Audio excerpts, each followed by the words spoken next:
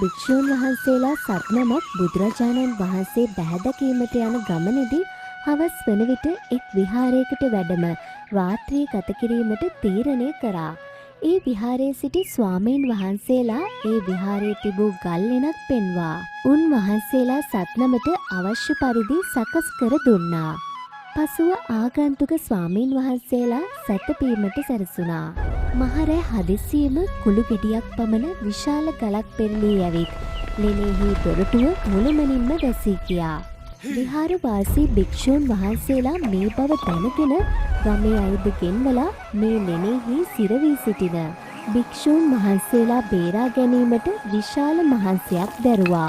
නමුත් ඔවුන් කොතරම් වෑයම් කළත් දින 7ක් යනතුරුම එම ගල මදක් හෝ සොලවා ගැනීමට නොහැකි වුණා. ලෙන තුල සිර වූ භික්ෂූන් වහන්සේලා 7 දෙනා දින 7ක් පුරාම බඩගින්නේ සිටමින් මහත් දුකක් විඳින්න සිදු වුණා. 7 වෙනි දවසේ ආශ්චර්යකින් වගේ ගල තනිවම පෙරළී ගියා. ලෙනින් පිටතට පැමිණි භික්ෂූන් වහන්සේලා මේ විදි පාප කර්මය බුදුරජාණන් වහන්සේගෙන්ම දැනගන්න ඕනේයි තීරණය කළා. උන් වහන්සේලා බුදුරජාණන් වහන්සේ හමුවට පැමිණ තමන් අත්විදි සියලු කරුණු පිළිවෙලින් බුදුරජාණන් වහන්සේට පැවසුවා.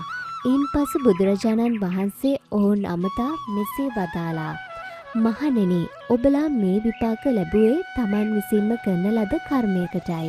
අතීතයේ බරණැස ගොපළු දරුවන් 7 දෙනෙක් එකතු වී සතිය බැගින් 7 වරක් ගවයන් රැක බලා ගත්තා. දිනක් ඔවුන් ගවයන් කවා එන අතරමැදදී විශාල තලගොයෙක් දැක ඌ පසුපස හඹා ගියා. තලගොයා බියටපත් වී එක් තුඹසකට රිංගුවා. ඒ තුඹසේ සිදුරු 7ක් තිබුණා. දරුවෝ කතිකා කරගෙන අපට දැන් මූ අල්ලා ගැනීමට නොහැකි. හෙට ඇවිත් අල්ලා ගනිමයයි කියා එකිනෙකා අතිකොළ මිටගෙන වී සිදුරු 7ම වසා දැමුවා. දෙවැනි දවසේ ඔවුන්ට තලගොයා ගැන අමතක වී තිබුණා. පසුව නැවතත් එම කැලේ පෙදෙසෙහි ගවයන් එළවාගෙන එන විට තුඹස දැක ඒ ගැන සිහි වුණා. ඒ තලගොයා කුමක් වී ඇද්දැයි සිතූ ඔවුන් තමන් වසා දැමූ සිදුරු විවෘත කළා. එවිට 7 දිනක් බඩගින්නේ සිටි තලගොයා ජීවිතය පිළිබඳ ආශාව පවා නැති වී ඇට සැකිල්ලක් මෙන් වෙවුලමින් පිටතට නික්මුණා. ඒ දුටු දරුවන්ට අනුකම්පාව උපන් නිසා අපි මේ තලගොයා මරන්නේ නැහැ. 7 දිනක් බඩගින්නේ සිටියායයි කියා උගේ පිට පිරිමැද සැපසේ යන්නේයයි කියා නිදහස් කර හැරියා.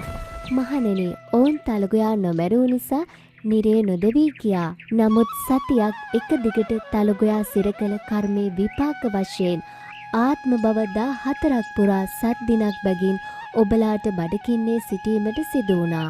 මහණෙනි, ඔබලා එකල ගොපළු දරුවන් වී මේ කර්මය කළායයි බුදුරජාණන් වහන්සේ එම ප්‍රශ්නය විසඳුවා. ඔබ අප සියලු දෙනා තේරුම් ගත යුත්තේ අහසෙහි ඉහළට හෝ මුහුදෙහි පතුලට හෝ පර්වතයන්ගේ මැදට ගොස් හෝ පව් කළ කෙනෙකුට ඒ පවෙන් මිදීමට හැකි තැනක් මේ ලෝකේ නැති බවයි.